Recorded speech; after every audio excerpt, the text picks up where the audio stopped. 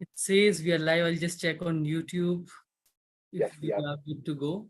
Acha, We we are are? good to go. Okay.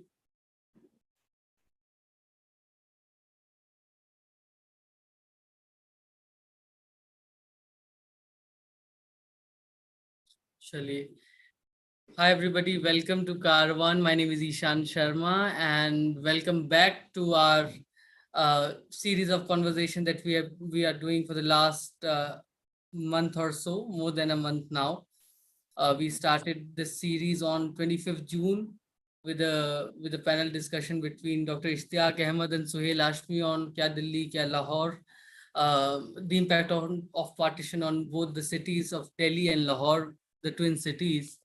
And this is, I guess, the eighth panel discussion in the series called Sarhad ke Is Par Us Par, where we are trying to, if not create, but to revive the cross-border dialogue that existed for many, many years since the partition of India. And since 2022 happens to be the 75th anniversary of that event that shaped the continent's history, geography, culture, and much more. I think today's session is going to be much interesting because we are going to talk about languages, we are going to talk about literature that was produced during partition, after partition, in the shadows of partition, and in various languages, not just in Urdu, but in Hindi, in Sindhi, Bangla, other languages of the Indian subcontinent, and how those languages were shaped in the contemporary times because of partition. So to do that, we have a wonderful speaker and we are waiting for the other one. But for now, we have Dr. Sukrita Paul Kumar joining us from New Delhi. She's a noted academician, critic, a poet, poetess, and she has been teaching at Delhi University for a very long time. She has written multiple books, including 6 poetry collections, 2 translations, and co-edited 10 books, and 4 on literary criticism. She was also the director of UNESCO project on the culture of peace, where she edited Mapping Memories, a volume of Urdu short stories from India and Pakistan. She's also the author among the numbers that I mentioned. One of her books also is the narrating partition, text, interpretations, ideas. So I think there's, she's the best suited person to talk about literature and languages. So whether you talk of Manto, you talk of, you know, Amrita Pritam, you talk of Khushwant Singh, you talk of Shashi Tharoor, all have written about partition in their view, their sense of understanding. But let's start with the basic opening remark of sorts, but an open-ended question to Dr. Kumar. Ma'am, if you see, how do you think literature was written during partition? If we talk about 47, how were the authors in Indian languages seeing that contemporary event happening, unfolding in front of their eyes? At the outset, I think I'd like to thank you very much for inviting me for this program. I think it's extremely important to be thinking in terms of bringing people, particularly because we have this wonderful platform now, which is kind of, we don't need a visa to enter this platform, right?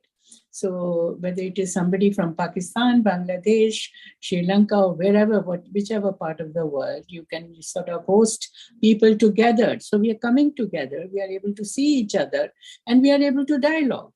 And I think we have now developed the art of dialoguing on the screen, which earlier there was a little bit of a problem. So there is some positive fallout of the pandemic, I think, in the fact that, we have become used to the idea of talking to each other online. So the whole idea of dialoguing, which of course was extremely important because it was an ongoing cultural dialogue before 1947 between communities. There was a dialogue going on. It was a negotiation going on, cultural negotiation, and that is the beauty of this, the subcontinent that we live in. This is the beauty that there are people from different communities, religious backgrounds, ethnic, contexts. So the differences come together, and And there is a hopeful, always there has been a hope to develop a very healthy kind of composite culture, which is in the making always, but then there are always ruptures that happen in between, right? And those ruptures don't happen because people want it, but normally those ruptures happen because from the top some political decisions are taken. And the political decisions, yes, even individuals at a lower level can take, but the political decisions that come from the top are not naturally evolved decisions. So they are very unnatural, and therefore there are all kinds of significant conflicts that come up psychologically, mentally, in every way, when a certain kind of a decision, particularly if it's a decision about divisive, of the nature which is divisive, and if it is an imposition, then the human mind, which normally under normal ordinary circumstances wants to be peaceful and wants to live together, with a sense of togetherness. But if something like that happens, then a divisive kind of rupture happens suddenly. And this is what happened in 1947, isn't it? There was a suddenness to it, in spite of the fact that there were skirmishes going on. There was some conflict, but suddenly there was because some individuals were ambitious and they wanted to get power somewhere, and power game is always the one that breeds a lot of venom. It kind of creates a very poisonous, vitriolic kind of a situation. And then political decisions have to happen to satisfy them. And when that happens, then the ordinary person doesn't know how to take it, And the suddenness of 1947, Radcliffe's drawing that line, and a foreigner doing it who had no knowledge of culture at all, And he just sits down and he draws a line across the heart, as it were, One part of the heart is on this side, the other part is on that side, suddenly, and they start bleeding. Because there is violence then, it's tremendous violence. Now, what is the immediate impact of this? Obviously, there are many things in that. There's so many, fallouts of that kind of violence. But if you're talking about literature to start with, and your question I'm coming to basically, a literary sensibility normally does not immediately write. Right? You don't immediately. It is journalistic kind of archiving, or rather reporting that begins to happen. And in this kind of journalistic reporting, there was a lot of depiction of the violence as it happened, and which was gory and bizarre, without any comprehensibility of that. Nobody was able to comprehend what was happening. So if you were to examine the newspapers of that time, 1947, there are scenes which are kind of so unbelievable that are getting reported, the pictures that are being shown, and the comments that are being made also by the journalists. So that kind of reportage, which happens, is kind of automatically a narrative, or narratives rather, which shock, which are sensational also. They look sensational because they have not been processed at all, right? So they become, in one sense, people say that is objective, but not all that objective, because there is subjectivity that the journalist also has a subjectivity who's writing. So in one sense, it's almost like a pornography of violence that you notice there, in that kind of writing.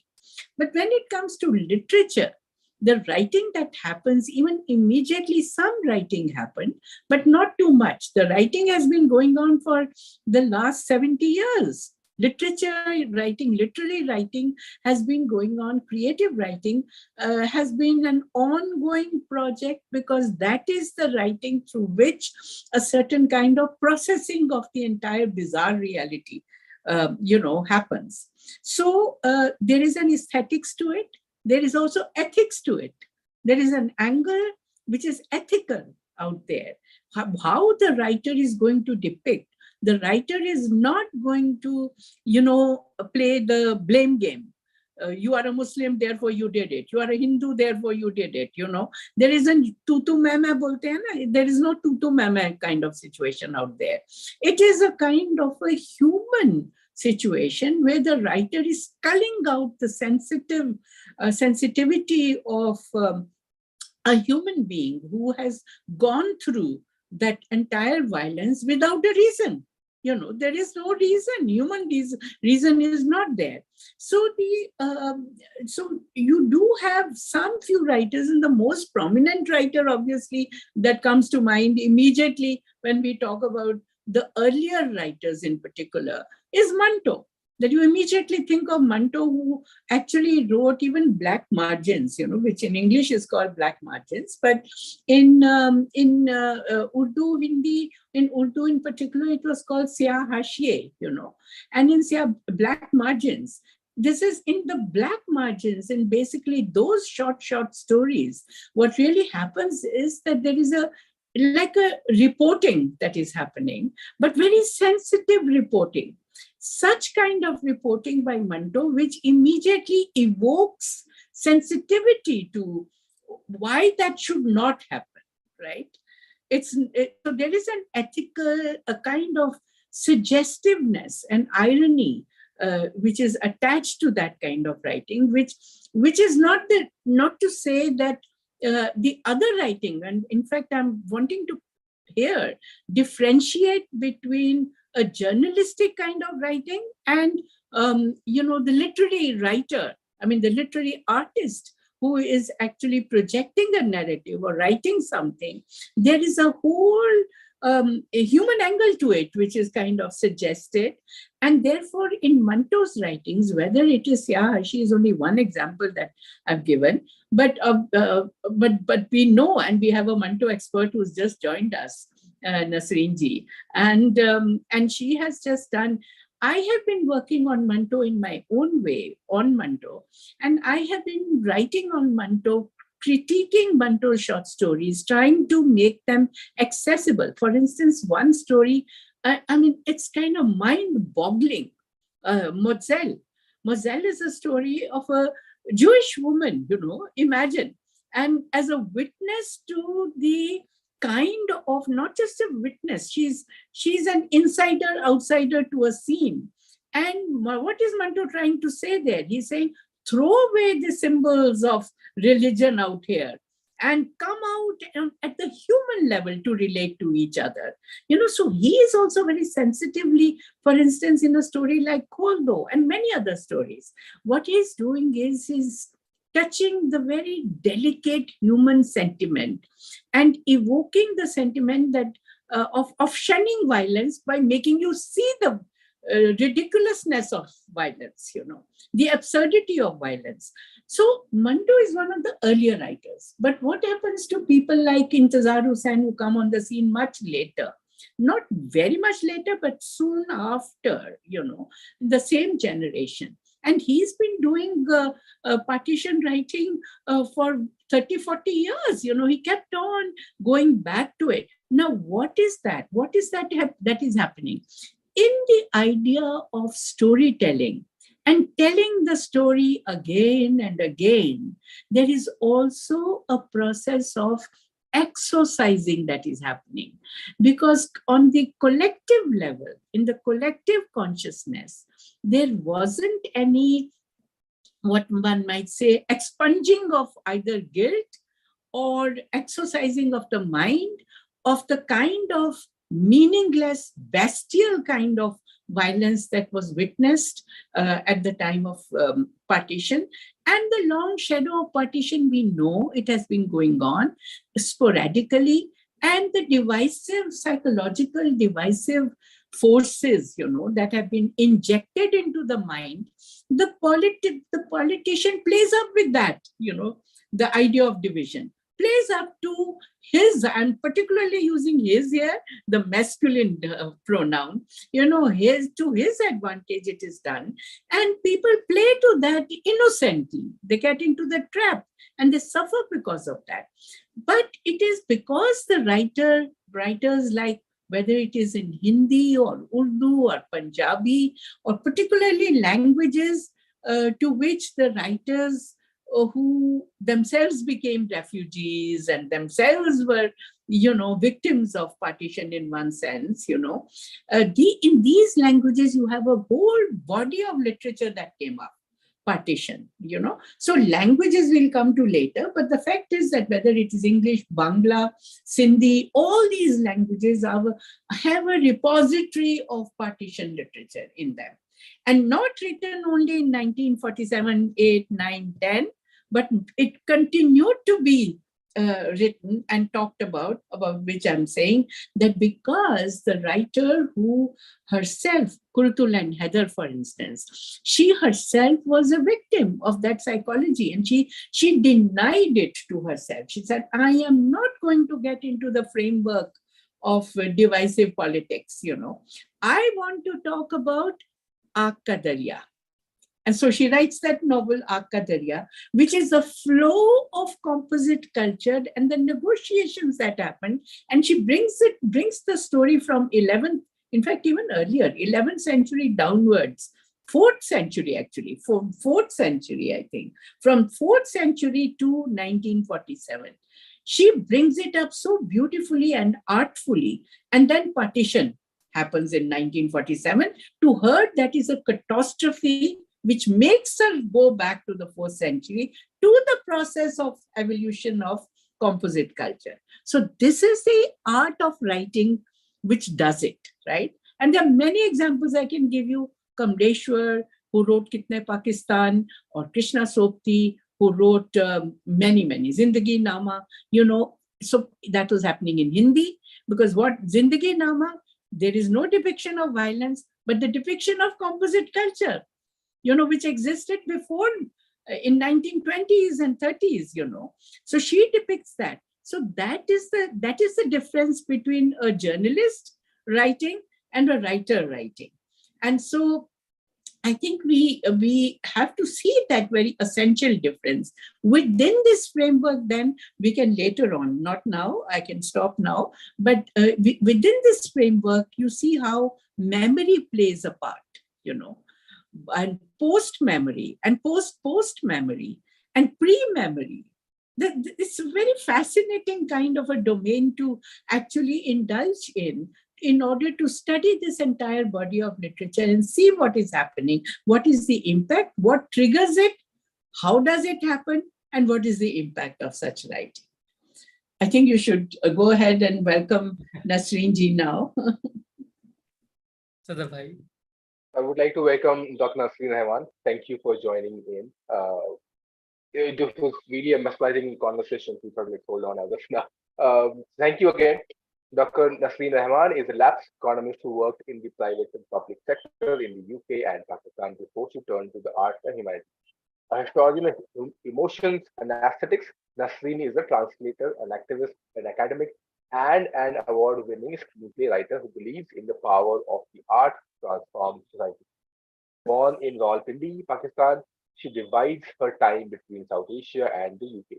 She is the author of 3-volume The Collected Stories of Manto, which you can see now Ishan is showing here.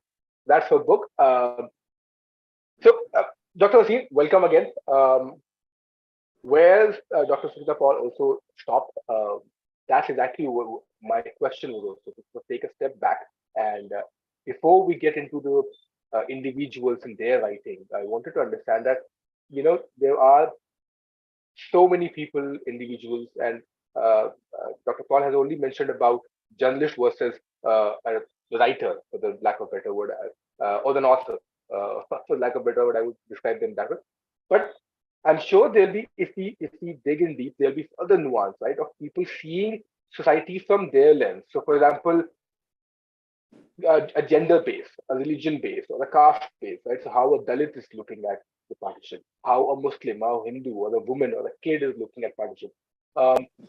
But partition is a certain event, right? But I want to also understand how this evolved, and what Dr. Paul also mentioned about, the individuals writing, or the writers whose writing also started changing over the period of time. And that's what I want. Like, was there a common thing that you, in your understanding, that this is where the writing was when people started hearing about partition, that something like this can happen, and it happened. and those people who actually suffered, and then their writing. So pre, present, and post and post. That's my question. I should understand how it changed over the period of time. That could be language for sure. That could also be the way they wrote, literature, tehzeeb of the people that they wrote about this entire event.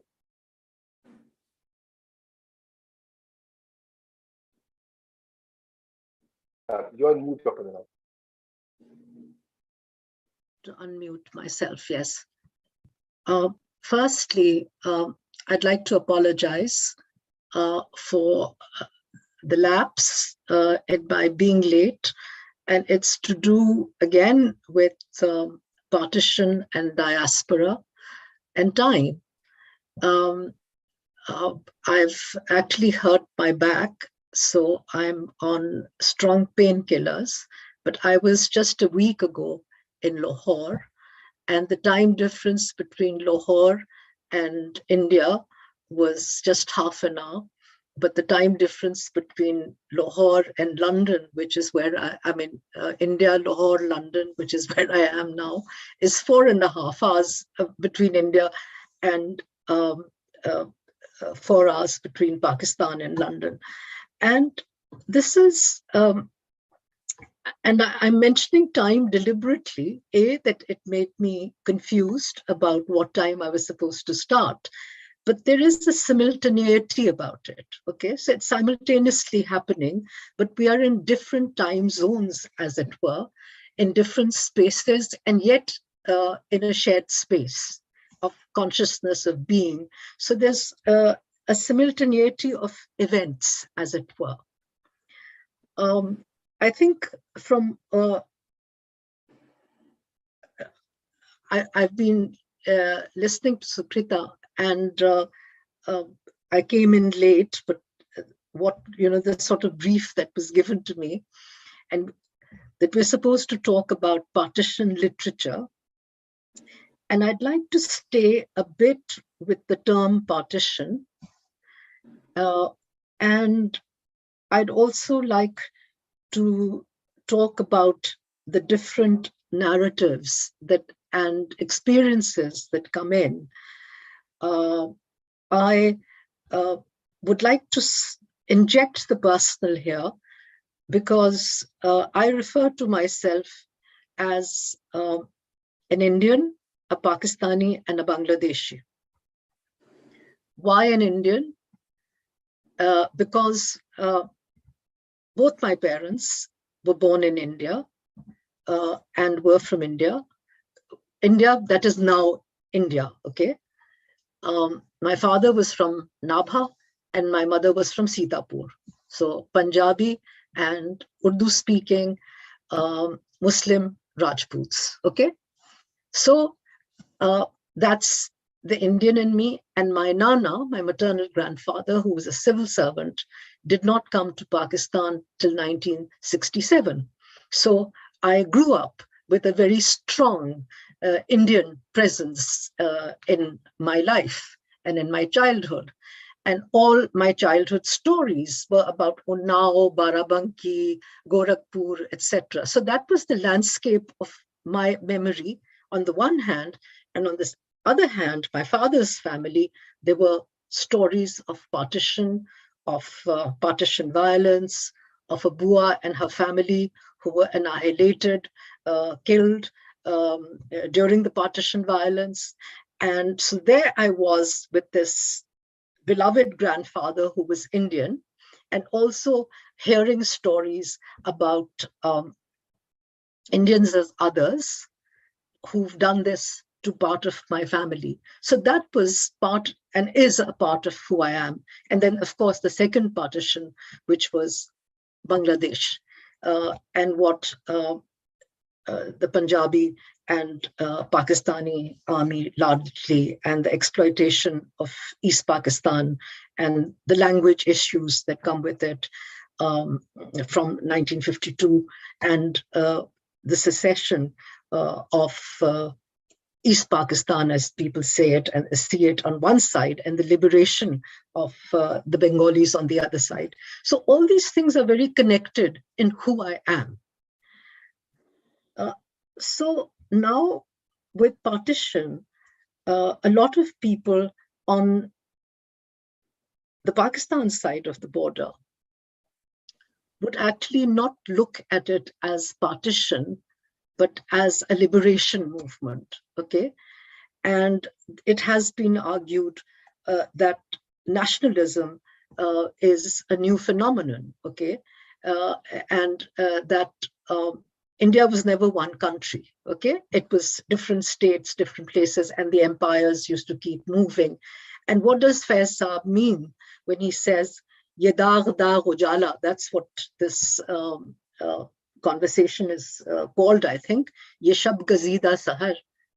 वो इंतजार था जिसका, ये वो सहर तो नहीं, ये वो सहर तो नहीं कि जिसकी आरजू लेकर चले थे यार के मिल जाएगी कहीं ना कहीं फलक के दश्त में तारों की आखिरी मंजिल, कहीं तो होगा सुबह सुस्त मौज का साहिल, कहीं तो जाके रुकेगा सफीनाए गमे दिल. Now, what is the pain that Faiz is feeling? What is he saying about, say, the nationalist enterprise and freedom? What is he saying about the event of partition? And since we were talking about Manto, what is Manto's view on partition? And I just thought that if I have a moment, and nationalism for that matter, that I could read from his very short story, if I have your permission, which is called Mutri, which is a urinal. Huh? So if I have your permission, before, and I think it would be good for Sukrita and I to go into a conversation mode as well, because she also mentioned Intizar Hussain. And I think that all of us in South Asia and all of us who belong to India, whether we accept or reject it, we're all partitioned, all of us. And at some point or the other, it actually intersects. And so if I have your permission, can I read from the urinal? Sure, sure, ma'am. Okay, so I'm going to read from the urinal.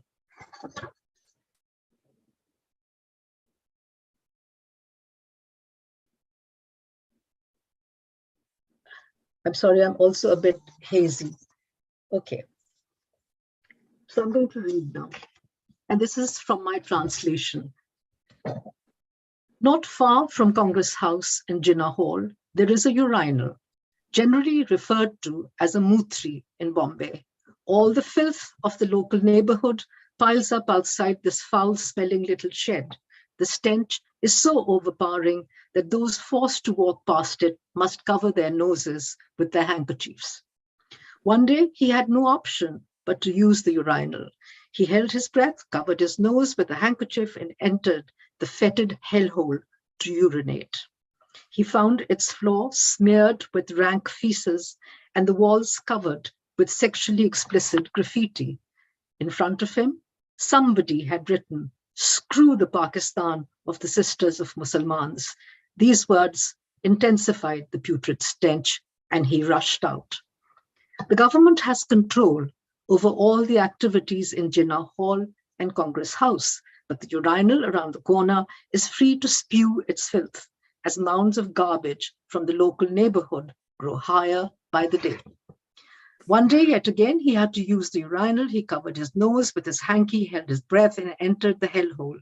Streaks of runny feces had dried on the floor. Emissions of semen had multiplied on the walls. Below, "Screw the Pakistan of the Sisters of Musalmans," somebody had inscribed these vile words. "Screw the Akhand Hindustan of the mothers of Hindus." The inscriptions added a noxious heat to the stench of the urinal, and he rushed out. Mahatma Gandhi had been released unconditionally. Jinnah lost in Punjab, and Jinnah Hall and Congress House remained under government control. Around the corner, the urinal remained under the sway of that fetid stench as the mounds of rubbish from the local neighborhood rose higher. He had to visit the urinal yet again for the third time. This time, it was not just to urinate. He covered his nose, held his breath, and entered the house of filth. Revolting creatures swarmed around the floor. Images of shameful parts of the human anatomy covered the walls, leaving no room for graffiti. The words "Screw the Pakistan of the Sisters of Muslimans" and "Screw the Akhand Hindustan of the Mothers of Hindus" had faded. Below, someone had written in white chalk, "Screw the Hindustan of the mothers of both." For a moment, these words blocked out the stench of the urinal. As he walked out of the foul-smelling house of filth, he thought he caught a whiff of an unnamed perfume. So, Sadaf, you'd mentioned gender. And of course, we see it again and again. We see it in stories, narratives, memories, in the function of states, how gender comes up, and how these battles and these continuing imageries, imaginations, and identity politics plays across the body of the woman. Okay, whether it's rape, whether it's the view of women, or how you talk about women of the community that you view as the others. And I started reading Manto when I was around 13, and this is not the moment to talk about how I got into this process of translation and so on, but Manto has been part of my lens of looking at India and Pakistan and Bangladesh. And one of the wonderful things of living in England and being a British national has meant that it's been much easier for me to visit India, which I love. And at the times when I've had 5-year multiple entry visas to India, and I've been able to cross the border and walk across the border and get to Amritsar, and then from there to Delhi, and then from Delhi to South India and other places and so on, places that I love. And it's interesting how the border remains such a visceral presence in my life, because each time I cross the border back from Atari into Pakistan, and I would say each time, and it's been thousands of times, I say, what if I can't do this again? What if I won't be able to do this again? So what do I leave behind? Why is it that when England and Germany and France, they've all been to wars so many times, an English person can say with great ease, I love France. Or a German can say, oh, I love being in England, I love England.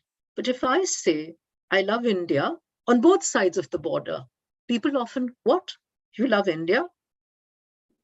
An Indian once very seriously asked me in a joke, Nasreen ji, you're not a spy by any chance?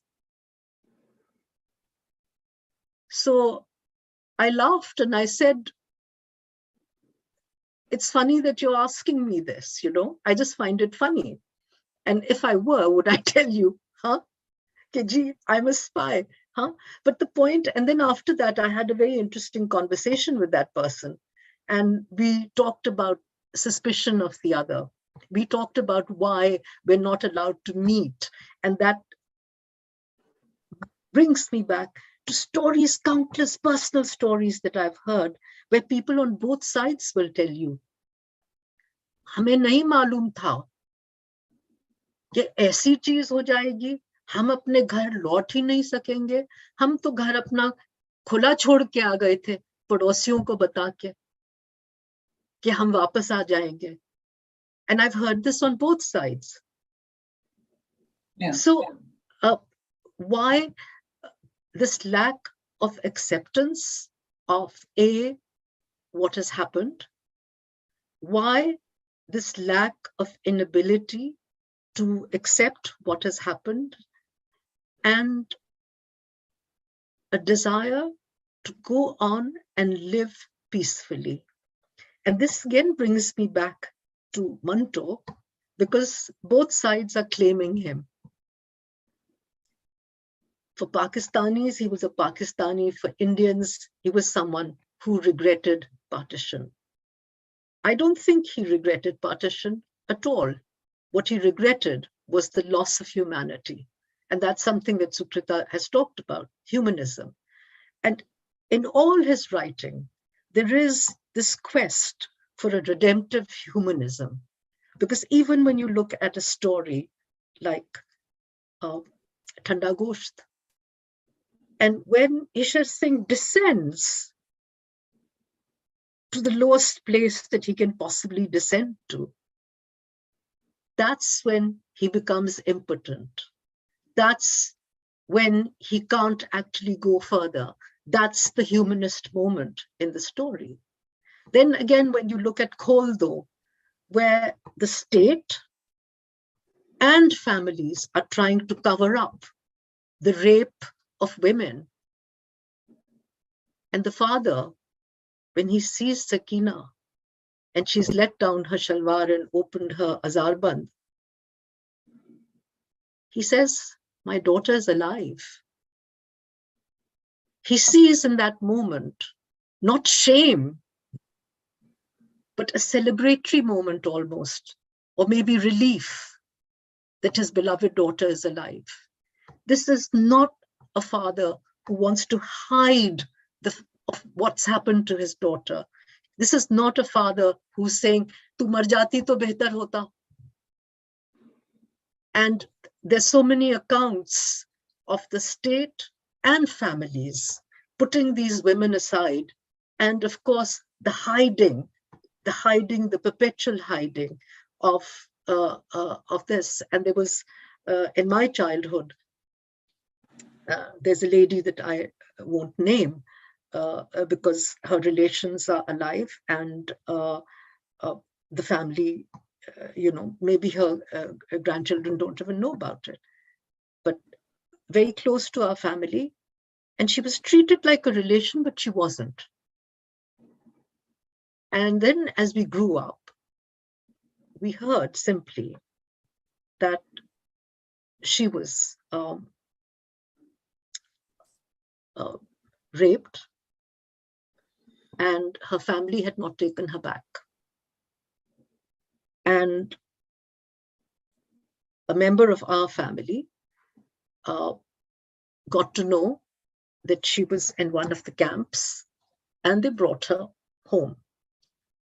And when I grew up, and I was born in 1950 in Pakistan, I always knew her as a member of my family. I never knew that she was, not blood related. And then much later, she herself told us girls the story and her story.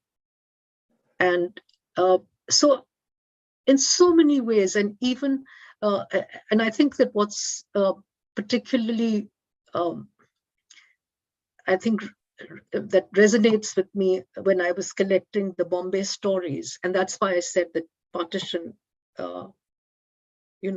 affects all of us. That how this horrible identity politics, and as Manto says in Sahai, his story, that, if a Hindu kills a Muslim, he hasn't really killed a Muslim, he's actually killed a human being, because by killing a Muslim, he's not going to finish Islam. And if a Muslim kills a Hindu, he hasn't finished Hinduism. He's merely killed another human being. So it's this identitarian politics, and I think that in this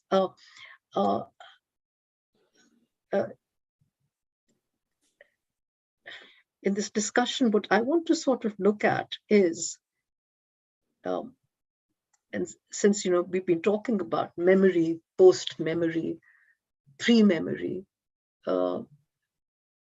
Suprita mentioned Qadariya and Annie Qurratulain Haider, who came to Pakistan, in fact, and wrote Qadariya in Pakistan. She didn't write it in India. She then went back to India. She decided to go back to India.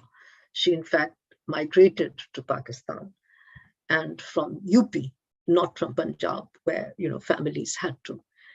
And that there is in Pakistan a sizable population who've migrated from particularly UP and Hyderabad, Hyderabad Dakkan, as we call it in Pakistan, as opposed to Hyderabad Sindh, who will tell you stories of how they kissed the ground of Pakistan when they crossed over.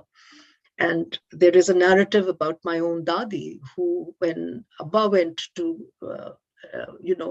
take her to Pakistan, and this is before August, and he said, "Ke hamara Pakistan ban raha hai, to aap Amma Jaan chaliye." And I'm speaking in Urdu, thinking that everyone can understand me. There's just 4 of us here.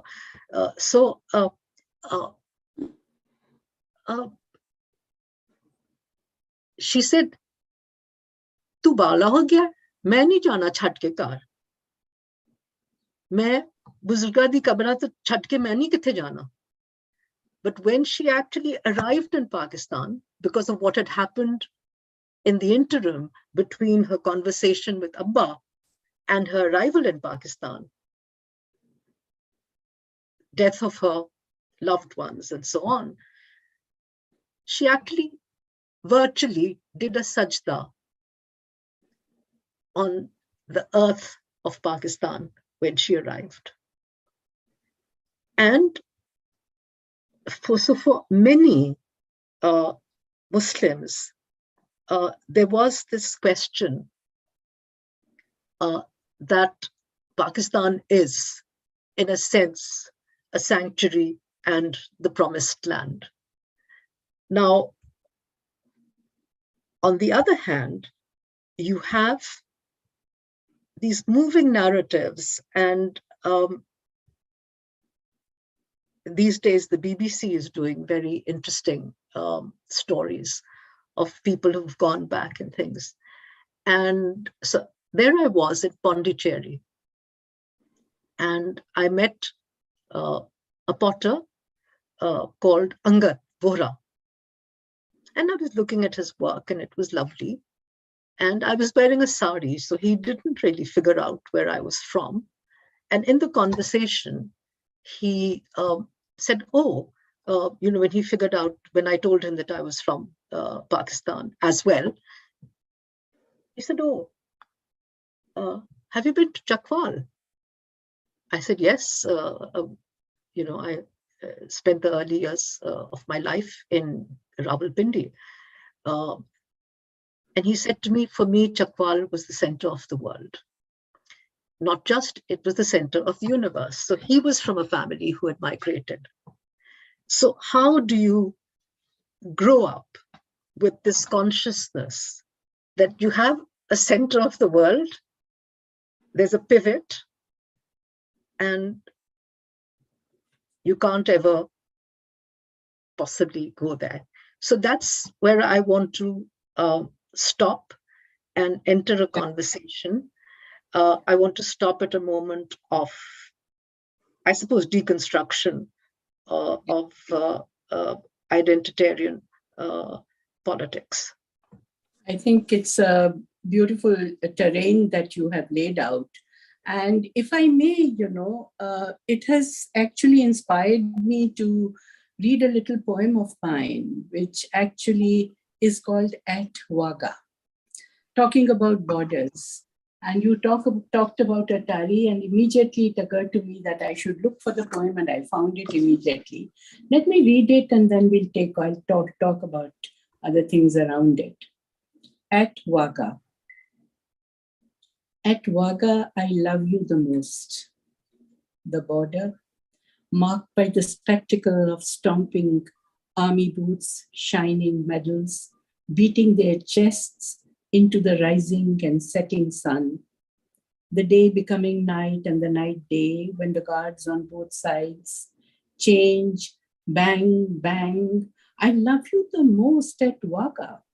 When the guns are raised to salute separation, division, rupture, when the neighbor dies and wears the shroud, becomes enemy all at once.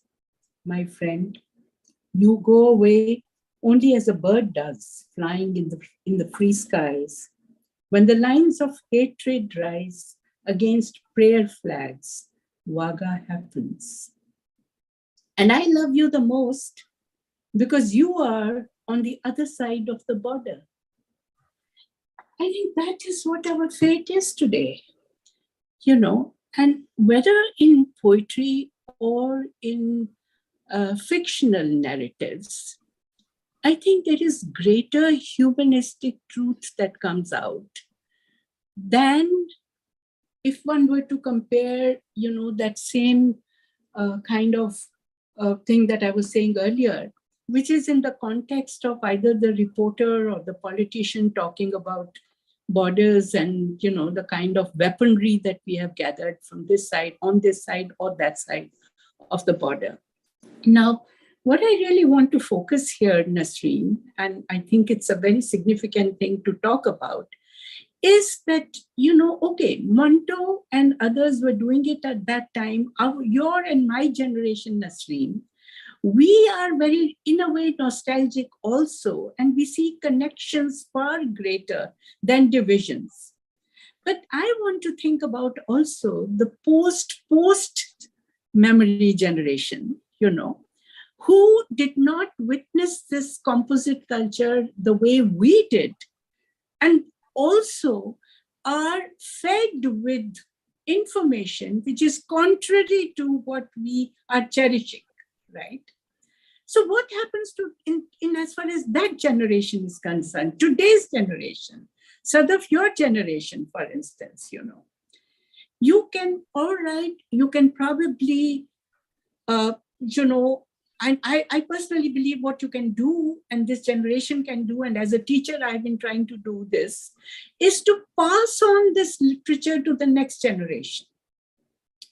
I think it is in literature that there is an archival material that you find, which is more authentic than in the literary, than in the journalistic reports. That's on the one hand, and also the historical documents that you find, where you have debates on whether the border should have been drawn or not, and who was responsible for it, and what happened, etc., etc.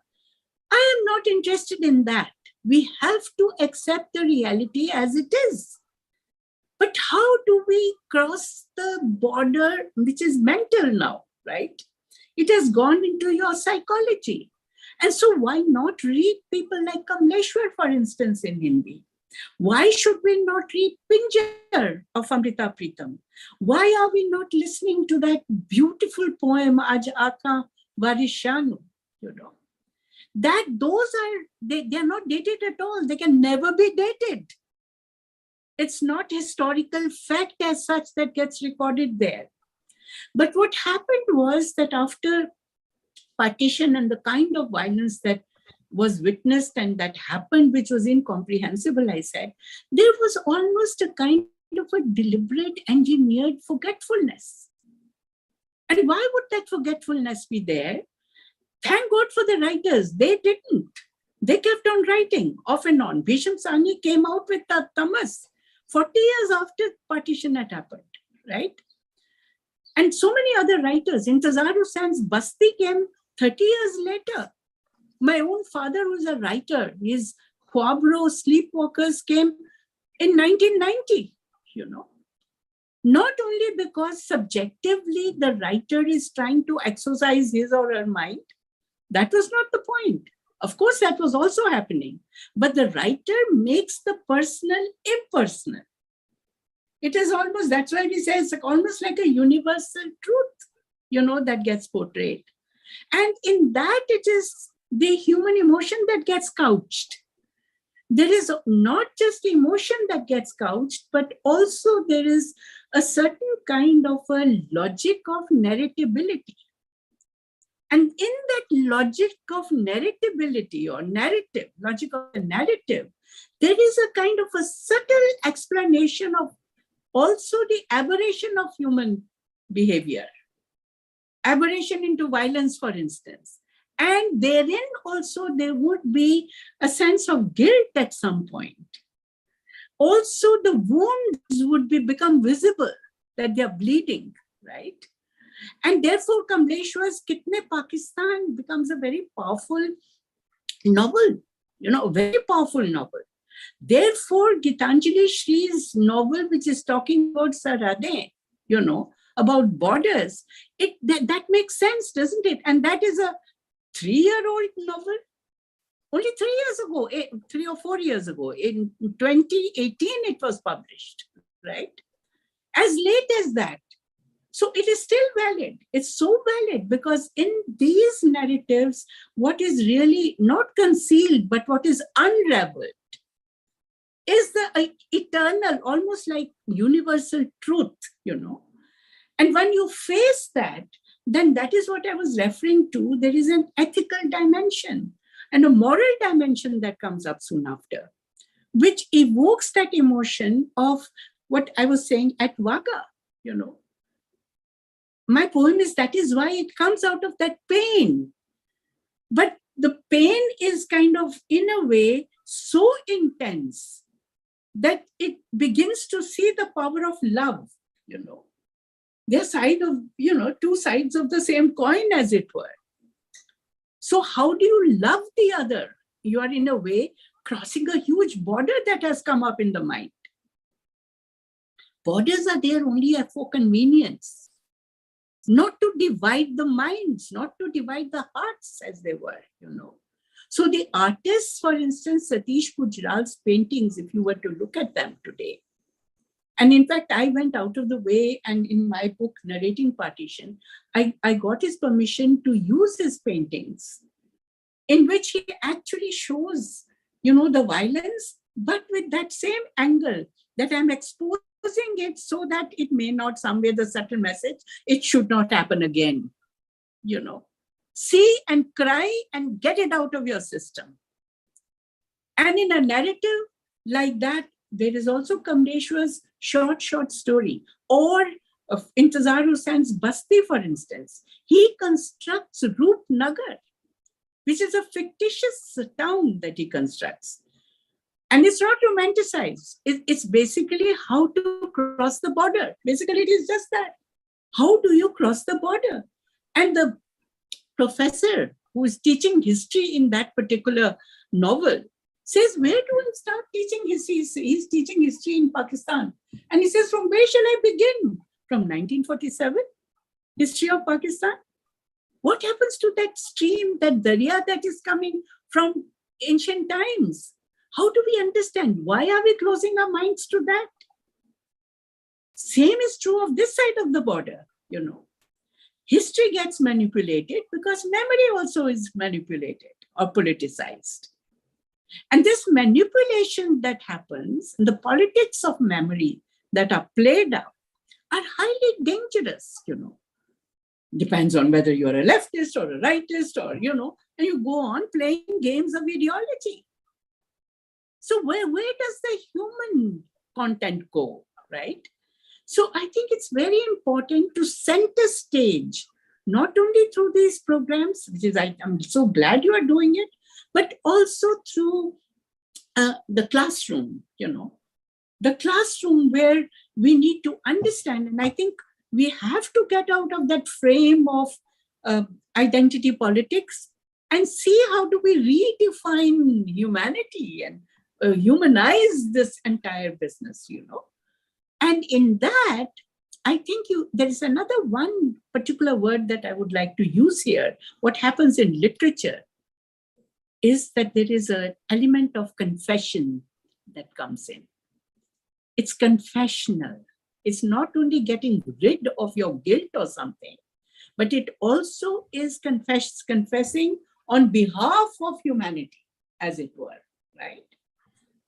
And so I think these are very important lessons to learn from literature. I don't want to be a moralist out here, but I certainly want to emphasize on that aspect of literary text, as to what is the context of that particular text, which is called a partition novel or a partition story, where everything becomes a metaphor.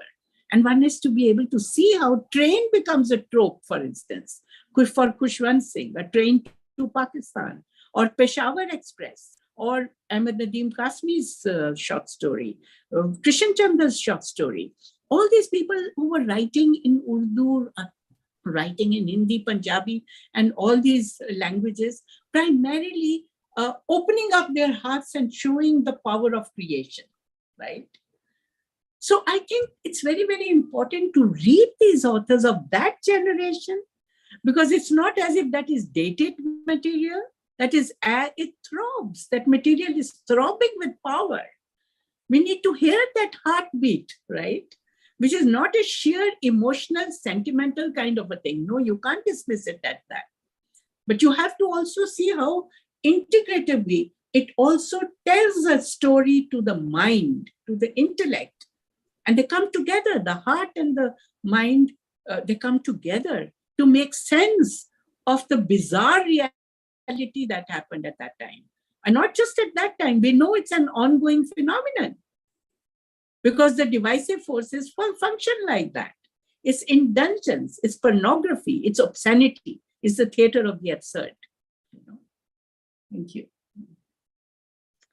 I have a follow-up question. I think I'll ask a question to Dr. Nasreen as well. I mentioned this to Ishan when we both were conceptualizing this entire series of conversation, that, when the first time when I read, so I'm not a third generation, one of those Muslims who did not cross the border. The family never crossed the border. We grew up in Bihar in Jharkhand now. The first time when I read Khushwant Singh was actually Train to Pakistan in 2011, because a really close friend of mine said, hey, because you are interested in partition, and by 2011, I was interested in partition just from a surface level, right? That I knew there was something sense of loss, but not in depth. So I would watch movies like Pinjal or the series that Mr. Sani made, etc., right? So nothing beyond that. But when I read Train to Pakistan, also this one had photos as well. That was really alarming to me. That was really moving. And hence I started exploring more and more about this entire subject. When you mentioned about about identity, and that's what I want to ask Dr. Rahman as well. That at this point, right, when we have different writers who are, I think generations will read them. Manto being one, Faiz being another one, right? And the identity is so close to people that I am Indian, I am Pakistani. Within Indian, I am Hindu, I am Muslim. And modern times, I think it's becoming not more. Within then, if you are Muslim, then you are like Shia and Sunni, and then further it goes down. And Hindus, same, right? Is it possible what Dr. Paul mentioned, moving beyond that identity and feeling that what you mentioned about the human side, that I think somewhere it is being played, of course, for people to forget, and like really feel identity and feel nothing else beyond that. Is there a possibility that sometime, like few years down the line, conversations like this can actually sort of disrupt that thinking of people, where people say, no, humanity comes first. That's our first identity. Because when we read Manto, when we read all other people, the humanity comes first. Their religion, I don't think they mentioned about religion, that they are religious per se. So that's, I want to understand about the identity here. It's a very, very good question. And an essential almost moment dwell on, but I'll first go back to some of the issues raised by Sukrita. So as a historian, why did I go back to Manto? Because in fact, history is not a mirror. Literature is not a mirror to history, and history is not a mirror to literature. In fact, they are conceived of and they happen in the same cauldron. It's the same thing.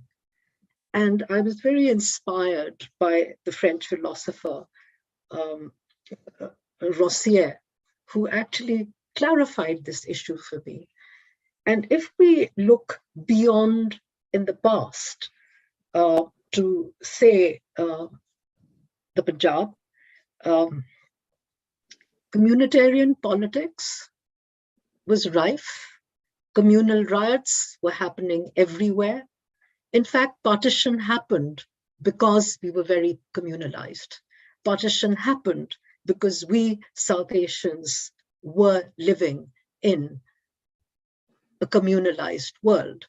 Now, there are all sorts of views on why partition happened. Was Jinnah responsible for it? Was the Congress responsible for it? And interestingly, one of the strongest cases for Pakistan is made by Dr. Ambedkar. Okay, and the Muslim essentialists, I would call them, but the Jamaat-e-Islami, they did not want partition. Okay, so it's not so clear that people who are Muslims actually wanted, who are strong people, with a strong identity of being Muslims, they wanted partition. They didn't. And on the other hand, many people who were of the RSS brigade, they wanted partition. And I have, in fact, been to a demonstration, or you call it a post-Shaka kind of gathering in a city in India, where it was an RSS gathering, and where I heard the Nara, Musalman ke Dohistan, Pakistan ya Qabristan. So this anxiety of getting rid of Muslims and sending them to India, to, in a sense, is cleanse India and make it more pure. In Pakistan, from the time of the objective resolution, I mean, we ceded authority to God, okay? And God becomes, the figurehead of the state. And that God is Allah, okay? And so you become more and more Muslim, as it were. And we know that living in Pakistan is not exactly a picnic for minorities, okay? And then even amongst Muslims, how Muslim are you? Are you an Ahmadi? Do you have the right to call yourself a Muslim? Are you a Shia? How do you fit in with the state, etc., etc.? What are your views on the finality of the Prophet, peace be upon him, and so on and so forth. So I think we are hugely communalized, and somewhere it always comes in, and but interestingly, because Sukrita spoke about the younger generation, and also living in England, the closest friends that I've made in England over the 50 years that I've lived here. And when I started doing this Manto book, I started thinking about it. They were not Pakistanis, not Muslims, but in fact, Angrez or Indian, okay? And so, and what's wonderful is that I mean, I see in the universities, and you hear this time and again, the closest friendships often are between Indians and Pakistanis. Nevertheless, the canker of identity politics has come in here as well.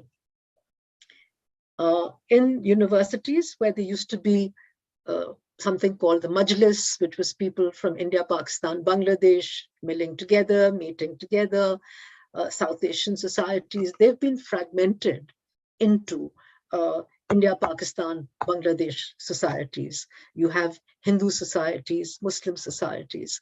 Once upon a time, when I used to work with the Arts Council and in the arts in Britain, we were not allowed to fund any religious activity. Okay. Now, if you want to make an application for money to do some arts program, which is a box you might have to tick. Interfaith. So if you do interfaith, you are very likely to get some brownie points for that. So there is a turn towards religion everywhere in the world. You look at the Christian right in the United States and look at what's happening to women's rights with that. You look at India. And when we look at pre-present dispensation India, it's not that they had everything right. They agreed to a constitution where large sections of your population were designated religious minorities. And there was a claim to secularism. So, I mean, if you were a secular state, why did you have these huge religious minorities? Okay. But where does that actually take you? At that point in time, and I've been visiting India for years and years and years, you could not say that kill so-and-so because they are from a particular religion. You could not, and there was no talk of love jihad. Okay, love jihad started really about 20 years ago, and now it's, become a big thing. And I know so many people who are love jihadists, okay, and people who've represented India in the diplomatic service, people who are in the arts, etc., etc. So what has changed now is that the communal is no longer bad manners. And the communal is also no longer bad politics. It's no longer inhuman. And you can say jolly well what you like about Muslims, about them not being part of India, etc. And on the other side, we might claim that Islam is very inclusive. We have to let our minorities live in peace, etc. But minorities who are and I hate the term minorities because it's so, we have to recognize that being minoritized is being pushed to the margins. It means that you're relegated to the margins. That's why you're a minority. So, I mean, and yes, of course, these issues should be in the classroom. And that's where history comes in again. And that's where literature comes in again. But actually, when I, did my thesis in my PhD as a very, very mature student, I moved from the banality of economics. It's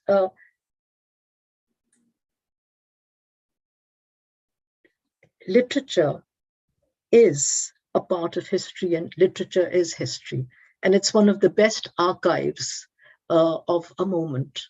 And that's what I found in Manto. And to go back to that, why does Manto look at partition? Because he was not there in the Punjab. The stories that he's written about that moment, he was actually in Bombay, and that's why the story Mosul and all the Bombay stories somewhere, communitarian politics, communalism, and you know, the Mutri that I read from. This, it's visceral, it's there, it's happening. But why does he look at? Because Mantu is very interesting. His short stories are usually almost autobiographical, and he's in them. He's a protagonist in the story. His voice is there in the story. But in Thanda Gosht, in Toba Tek Singh will come back later because I think he is Bhisham Singh. But Thanda Gosht and Ye Kholdo, why is he writing these stories? Because he is fed up of the hypocrisy of society, and his lens are sexuality and violence.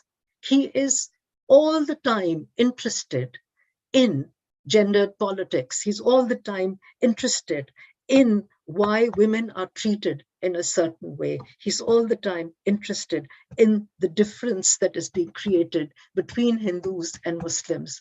And that is why he looks at partition. He doesn't look at partition because he's heartbroken that India is, being split into two. What he's heartbroken about is how it's being done and what's happening. He's heartbroken about the hypocrisy and, again, the concealing. You will be told by people, "Hum to apni माओं और बहनों की बहुत इज्जत करते हैं," yet you don't want to give them property, you don't want to give them, even today, I'm hearing from, family friends where father died, mother was already, she passed away. And a brother actually says that it's okay to disinherit his sister. So he tells his other brother, and this is now, okay, let's keep her out of it. So these are all strands that we have to uncover and disentangle. And but it's happening. The horrible thing is that it's happening all over the world, and I'm trying to understand how it's linked to the capitalist system. But then I see with left-wing friends of how they treat people who work in their houses, in their homes, of how they are also willing to let the women do the hard work. And so, I mean, how do we disentangle all these things? And I think that perhaps, and it could be to do with my age. I'm 71. My bones are not as strong as they used to be. I can't walk as much as I could once upon a time. I can't carry as much weight as I could once upon a time, both physically and I think mentally as well. So what do? I have to carve out a niche for myself, I think, and I'm thinking aloud, and I would like you people to, give me some feedback on this. That is it better to just choose a niche and work away, chipping things. I remember the poet Kaifi Azmi in a conversation with his daughter Shabana, and he was working in his village to transform his village. And in fact, over more than 30 years now, I've seen how in village Mijwa, his interventions made a change. So Shabana said to him, कि अब्बा आप काम करते रहते हैं, आपको कभी ऐसा नहीं लगता कि कुछ होगा नहीं और इतना वक्त लग रहा है? तो he said कि देखो बेटे, कोई काम जब आप करते हैं और किसी वजह से करते हैं, तो आपको ये नहीं सोचना चाहिए कि ये एकदम कल तब्दीली आ जाएगी.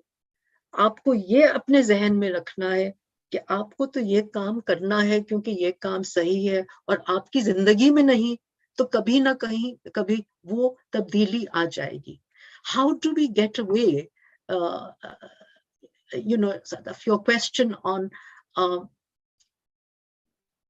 identitarian politics, okay? So and which is why when I started, I said that, my parents were Punjabi and UP. I'm a Muslim, I'm a Rajput. And increasingly people in India, friends would say, my nickname is Chini. And Chini not as in sweet, but Chini as in Chinese. कि ये चीनी कहती है कि ये राजपूत है. I said, मैं कहती नहीं हूँ, मैं हूँ. And increasingly I found that my Hindu friends in particular would say, चीनी कहती है कि ये राजपूत है. मैं कहती नहीं हूँ, मैं हूँ. And why? I've never been interested in being a Rajput. I don't believe in caste. Why is it that now when somebody questions my being a Rajput, I have this very strong reaction? And I say, and in Pakistan, you have this idiocy that, where your history begins with Muhammad bin Qasim or something crazy like this. And on the other hand, you have Jats and Rajputs, etc., claiming, people claiming Jathood and Rajputhood, like I'm claiming. But on the other hand, saying that they're Muslims when you're not supposed to have caste. So there's unpicking it. I know, Suprita, you're getting impatient and you want to say something. No. Yeah. It's just that, I feel like responding to this also in line with what you're saying, because I think what is happening is, in particularly when we are talking about partition and we are talking about partition studies, okay? If you look at partition studies as a body of literature that came out, there has been a certain kind of invisibilizing of caste, for instance. We have not gone out of the way to look into what was the situation of the Dalits. For a long time, we were also blind to the victim that was woman, right? For a long time, till, of course, people like Urvashi Butalia and others started talking about, even Kamla Bhasin, for instance, started to work on basically women and articulating the silence of women. So I think two things one has to think of. And I think you raise a very good point when you talk about capitalism, but I would like to add to that and say it is capitalism, masculinity, patriarchy, all of that coming together. And all of that has blinded us, even the so-called intellectuals, many of us who were working in this area were not looking at some of the very vital issues till a certain kind of almost death knell to that happened. In the late 80s and 90s, the situation started changing a little bit. And I know, at that time, I was so excited when I found that. And that's when I wrote a whole chapter on, remembering women in partition, because they were dismembered. And we were not making any effort to deconstruct that reality. Also because it was convenient for the society to be silent about it. Convenient for not to raise issues of honor, dishonor and honor as visualized by honor of the woman. You can it wasn't the honor of the woman, it was the honor of the community, of the family that needed to be conserved, and therefore kill the woman, just murder her. And she would also, there was so much of internalization of that concept of honor that they committed suicide, at the time. And even now they do it. It's not only in 1947 that women jumped into the wells rather, and they died a very unnatural death. And what for? Not to serve, basically to serve a cause of honor of the community. So I think there is a need now, yes, to think of the identity, to discount it, to get to identity, and then how do you demolish that, right? Demolish it and rise or transcend that and go into that other domain that we are talking about, which is human. But first, you need to confront what you are, like, Rajput, for instance. Or I, because I was born and brought up in Kenya, I was not even aware of what my caste is. I was not. And we were lumped together, which was a very happy lumping, which was like, we are the Asians, right? We were not Indians or Pakistanis or anything, which was a wonderful society to be in. And diaspora, this is what happened. But now, even there, everywhere, this has happened, that there is an India society, and there were not only India, but Hindu society and Pakistani, which is really very, very disheartening, because, and that is where all these other texts that we are talking about, they come alive, For instance, Abdullah Hussein's beautiful novel, The Weary Generation. Itni badhiya kahani hai wo. And, it is preempting what is true. So we have all this literature, and literature has not come from the skies. It's a very sensitive human being and his or her consciousness through which this entire reality is seeping and filtered. And then by realizing it is Shah Shahini of Zindagi Nama, for instance, and how in Zindagi Nama, the folk is as important as the elite feudal lords out there, right? So how is this? It was to some extent, we can't romanticize it. We know that there were communal issues even earlier. We know that even if it was due to politics more than anything else, but it's always there. Power games are always going on, right? Even when there were kings and queens and all that keeps happening. And divide and rule, we know, is not only the Britishers who do that, but anybody in power would want to do that. Divide and then rule, It's not only the British who did that to us. We keep saying that, but I think it's all over the world. You just divide the society, and that is easier for you to continue to rule. However, what I'm constantly saying is that, instead of, I think we need to excavate all that, realize that, excavate memory in a very big way, because that memory is not of the past. It is the past that lives in the present.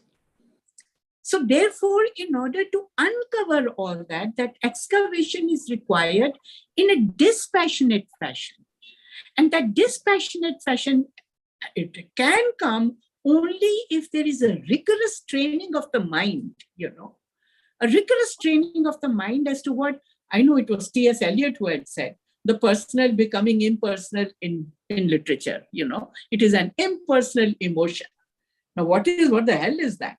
Impersonal, because something, otherwise why don't I sit and write a diary? Why do I write a poem? Because in the process of making it communicable to the other, even within oneself, one has to detach oneself from very, very narrow private ideas or whatever. So and I think the artist as a writer, like Manto, somebody like a genius of the kind that Manto was, and Toba Tek Singh is on top of the world in as far as that is concerned, in the sense that he sits on the tree and he looks down and says, where is India and where is Pakistan? It is as simple as that. That is the absurd thing. But when you go through the story, and as I was earlier saying, there is a logic of narration, and you begin to see where sanity and insanity are, the borders collapse out there. In fact, what is going on outside the lunatic asylum is more mad than what is going on inside the lunatic asylum. And that is what the society is all about. So this whole idea of the society wants it, therefore we are doing it, a lot of things. So-and-so in such and such mohalla, the Muslims are being killed, so here Hindus will be killed because we are the majority out here. Things like that, retaliatory kind of action and so on. So I think we have to get rid of amnesia, have the courage to, it's easy to preach, but it's easy to forget. It's very easy to forget. So deliberate amnesia was created, And I know, for instance, I'm giving personal examples, but I would like to give an example. My 99-year-old Baji, who was in London, not 99, in fact, she had crossed 100. We did not know. She was a kind of muh boli behan kehte hain jaise, my father's. And in living, Mrs. Aslam, living, and take the name, and because I want that to become an example. She had not talked about her partition experience till such time as she was on her deathbed. Last few hours, And suddenly she started shrieking and screaming with only her daughter there. And the daughter was baffled what is happening, because she was reliving the moments of, whatever was it, abduction, rape, or whatever, at the time of partition, when she was coming from, Hindustan to Pakistan, what she went through. And whatever she went through, nobody knew that because she never talked about it. So all that is happening today in the US, in UK, in our own, India, Pakistan, where memories are being narrated, that excavation that is happening. But of course, we have to be very careful as to what we are taking, because memory in the process of retelling changes. There is a dynamism there also, because the past has got the filter of the present. So how do we sift that? So we need to really awaken to what are silences? How do you look at language, for instance? We haven't talked about language, but language also is a very big issue. How do we see, for instance, what happened to Urdu? Why are we losing out on Urdu? Urdu was born on this side of the border, and it doesn't matter where it was born, but it flourished out here, Dakkan, here, UP, but it's being it's almost like taking a broom and brooming it away out of the window, so unnaturally.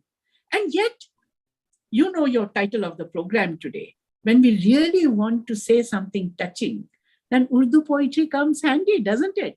Immediately it comes to mind, even if we don't know the script. But Urdu has been a victim of this entire phenomenon. And we know also that in Pakistan, where Urdu was in a way a kind of an imposition as an official language, there are linguistic, riots sometimes happening. Because people want, identity. Language is identity, language is culture. So we are messed up. Now, how do we sort it out? Nasreen will have the answers to that. I have no answers. I think, and I get more and more befuddled as time goes on. But I think that, when I think it was in the 80s, yes, when the BJP first got, I think, 86 seats in that election. And I was extremely critical of Congress, the narrative of, sort of Muslim appeasement, Shabano case, the patriarchy, etc., etc. And at that point, I suddenly started worrying that where's this going to go? Okay.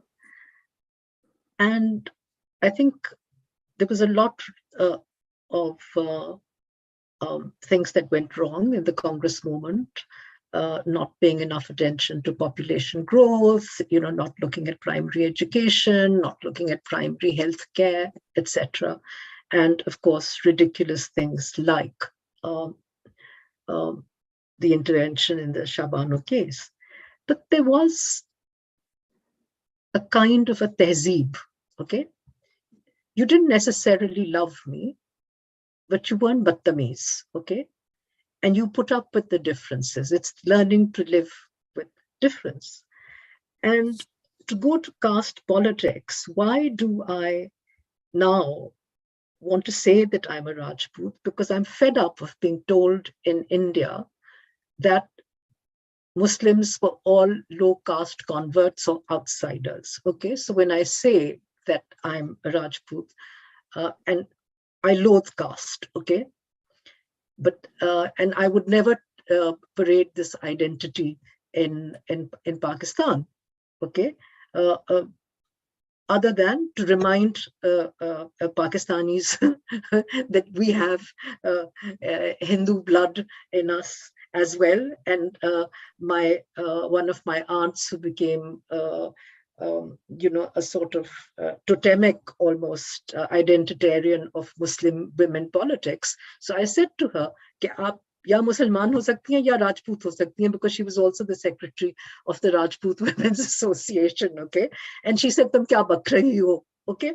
So now the point is that in Pakistan, we have the same narrative, hideous caste narrative about people who've converted to other religions, okay? That if you've converted, it's not because you may be attracted to the religion, or maybe you're just born into a religion, okay? But because it was caste politics that drove you to it. And of course, one is very conscious that caste is a huge fault line in society. But going back to Toba Takes Singh, which is a brilliant story, but I don't think it's the only brilliant Manto story on that kind of topic, because Manto himself was incarcerated in a loony asylum 3 times. And Yes. I think he is Bhisham Singh. And his family at that point are fed up of him because he's an alcoholic. He's creating embarrassment for them. He's stealing money from his wife for housekeeping and things.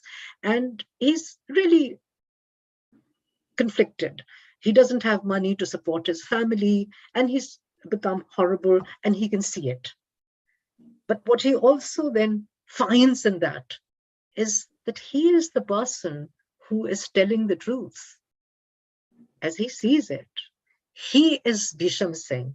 He is the one who's looking down on society that's telling him how horrible he is. And he is saying he is telling the truth, which is so ugly, and his death, he doesn't want to be a part of it. And it's, it's written very, it's hugely tragic, because that's what he does. He drinks himself to death because he doesn't want to be part of that ugly, hideous moment. So what do we do? Do we drink ourselves to death? Do we slumber?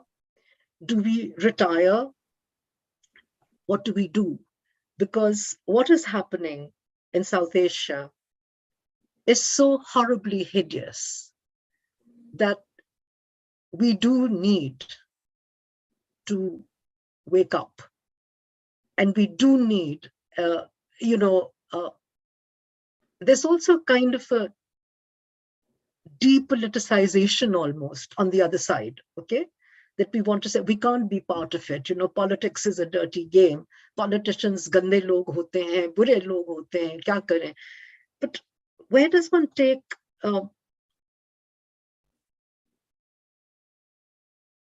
inspiration from? Hope? I take inspiration from the fact that my daughter is married to someone from another religious community, get along very well with my Samdhyana. We never talk about religious issues, I mean, we do talk about religious issues, but not personal. I think it's fantastic. And so many other families like mine, and that this continues, that there are still people, and in many ways, there are far more people who live openly with the other. So I find that a moment of hope and hope for transformation. The fact that you and I are having this conversation, but yes, again on patriarchy, and it's so strange how patriarchy has returned. I mean, it was always there, but returned in an ugly manifestation. So you can have something like Roe and Wade with women actually supporting, the Supreme Court overturning it. It's where the law is so interesting. And as I told you about a very recent case in India where, after the co-pastory laws, etc., and where daughters and sisters got right to property, okay? You have one brother telling the other that push the sister out. Isko beech mein se nikalo. We don't need to have the sister in. In Pakistan, where although the religion, Sunnis not fairly, Shias equally, daughters and wives can inherit, people want to disinherit them. And we know that economics is important. We know that it's important for women to have a livelihood. We know that it's important. And so many of these issues are teased out through literature. So, I mean, I'm just sort of thinking that, we've sort of opened a Pandora's box on the different strands that we can cling on to, the different issues that. So perhaps this is a moment to think about a kind of an ongoing conversation and debate, and this is for our wonderful hosts, that perhaps this is a moment for a more publicized forum of single issues sort of being teased out, because I'm very conscious that we have talked about lots of issues, and we've just sort of nearly touched them. So I think it's very important that we have these conversations, and somehow we also get more people from India into Pakistan and more people from Pakistan into India. And just recently I read about 3 or 4 travelers who went to Pakistan with no money, okay, from India. And they deliberately did not carry money because they wanted to see how the people of Pakistan would react to them and the hospitality that, they encountered there. And another issue that I'd like to put on the table is also the difference between, say, North and South India, and my experience of being a Muslim in South India and south of the Vindhyas, and where I was told by a lady, I was calling her Akka, and she said to me, Nazreen, you must come to Vijayawada, because over there, we don't have a word for Muslims. So I said, really? What do you call us? So she said, Turko. I said, what? So she said, yes, we call you Turks. So I said, but I ain't no Turk. I'm a Rajput. Okay. So, so this, this accepting me and saying that we don't look at you as an outsider, and then telling me that she was looking at me as a Turk. So, I mean, it's so interesting. So on that moment of, being human beings and being able to have this conversation, I think, I look forward to being in touch with all of you. And it is, it's soon going to be 14th and 15th of August. And I suppose I would like to end with Faiz Saab and say, wo intezar tha jiska ye wo sahar to nahi. And I don't think that he is lamenting partition as much as lamenting the manner in which it happened. Because, I mean, he, like Annie, could have gone to India. He was a communist. He was not a nationalist as such, but he, and I'm quite allergic to nationalism, but Pakistan is there, Bangladesh is there, India is there, and we've spent so much time. And I think, Sukrita, you referred to the weapons and the weaponry and the arsenals that we've got, and it's a shame, the poverty that we have, lack of primary education, healthcare, etc. So what do we do from here? And I won't talk now. I'll just thank you all for making this conversation possible. And yes, and hoping that we go into the future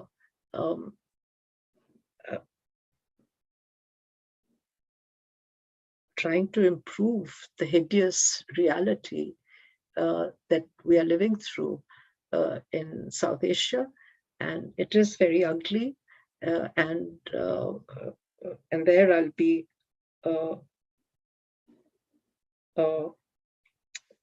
Mantrophile.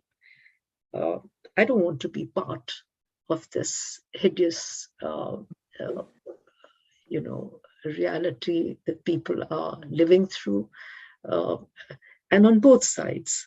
The ugly face of violence and the people who live with that. So what is it doing to them? What's happening inside them? And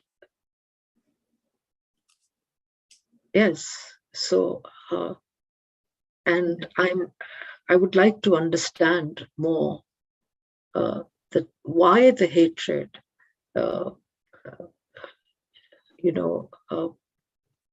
why so much hatred is the question, and which makes me scared, and which makes me scared and ashamed at times to be human. And I'll keep quiet with a quote from Ghalib, whom Manto loved a lot. It's the second misra of a sher that I want to, I suppose, pause on. So the sher is Tere sarvo qamat se e qad Adam, misra, sorry. Tere sarvo qamat se e qad Adam, क़यामत के फितने को कम देखते हैं. It's so जहाँ तेरा नक्शे कदम देखते हैं, ख़याबां ख़याबां इरम देखते हैं. तेरे सर्वक़ामत से क़द आदम, क़यामत के फितने को कम देखते हैं. So I'll stop there. So I think it's a very nice way to stop, and I think this is something that the thoughts have to be taken back. And I think we need to, as you're rightly saying, Nasreen, and this forum has been very good, I think, in terms of providing a platform for a dialogue, right? And in this dialogue, obviously, it's not as if we can resolve, but it's also asking the right questions that matter, right? And I think raising of all these issues only means that, yes, we do need to maybe, if you're talking about literature, I am sure that author by author, if we were to even study that one text in each of your programs or anywhere else, there are so many dimensions of the problematics that we have got into that will open up. And if we put our finger on the right issues, or which can sort of engage us, the untanglement will happen. There's a tangle right now. It's very knotted, and it's getting more and more knotted because of the way the silences actually, which really matter, are being drowned in the noise that is getting created. There is a cacophony which needs to be shot at and quietened. Perhaps we need to be silent for a while as a collective, to reflect. And that's what you're trying to make us do. Ishan, Sadaf, thank you very much.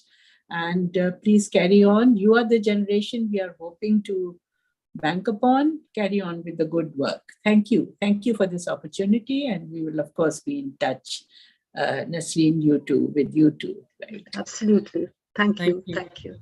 Thank you so much, Dr. Kumar, Dr. Rahman, for the valuable discussion that you did. And we were the mute spectators to the whole conversation because it was so engrossing and interesting that we couldn't intervene and couldn't stop the flow of the conversation, that the shape that the conversation took, where we talked about, as Nasreen ji also mentioned, lots of topics, and we could just touch upon those. We couldn't dwell because of the time constraints that we have on Zoom.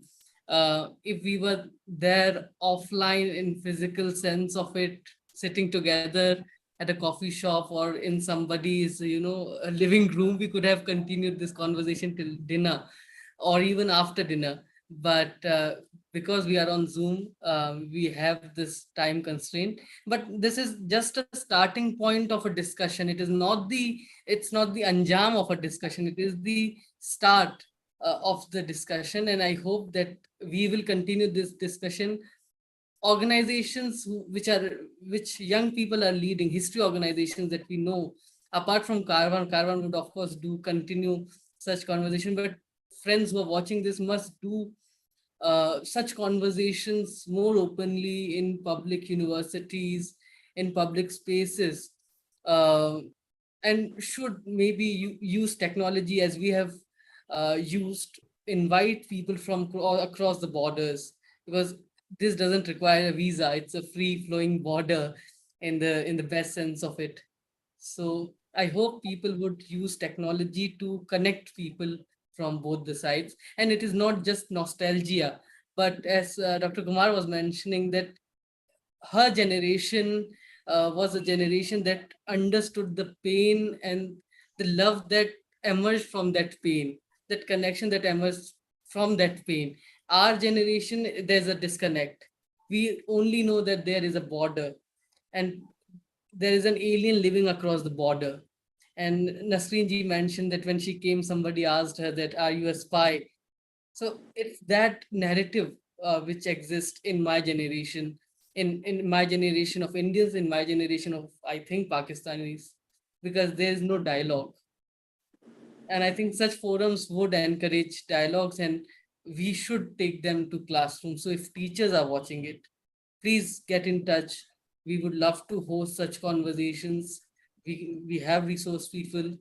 I think we should also create a curriculum on conversations, on the importance of discussions. And as Sukrita ma'am also mentioned about silences, there are so many themes that we couldn't touch upon. One is silence and the language of trauma, the vocabulary for trauma, which writers like Manto, or Rahi Masoom Raza or Intizar Hussain or Kuratulun Haider and other writers used to portray the horrors, to portray the pain, agony. I think that is also an interesting point of discussion, and how it is different in different generation, how Gitanjali Shri uses the vocabulary of trauma of a woman, 80-year-old woman going to Pakistan and trying to fight her traumas of partition.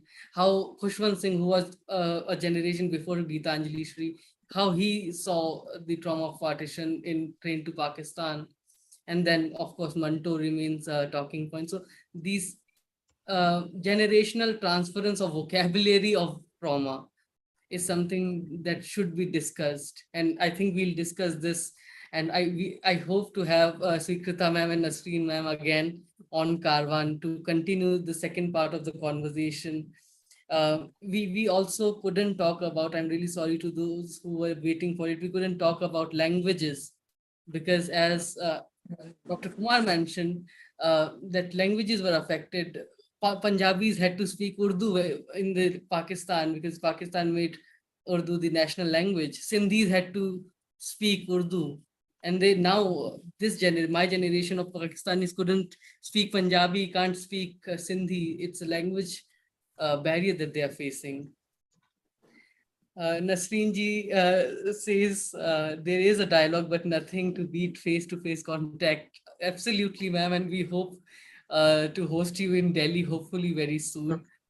Once we are free from COVID, because Delhi is again facing this upsurge of cases, and Sadaf Bhai is currently suffering from COVID. So we hope he'll be better soon. But he still was there for the conversation. So thank you, Sadaf Bhai, for being here as a co-host. Thank you so much, everybody. We'll continue this dialogue. That's a promise. Thank you so much, Dr. Kumar. Thank you so much, Dr. Thank you. Thank you. Thank you. All the best to you, Sadaf. Get well soon. Yeah. Get well soon, Sadaf. Thank you. And get well soon, Nasreen ma'am, for the back.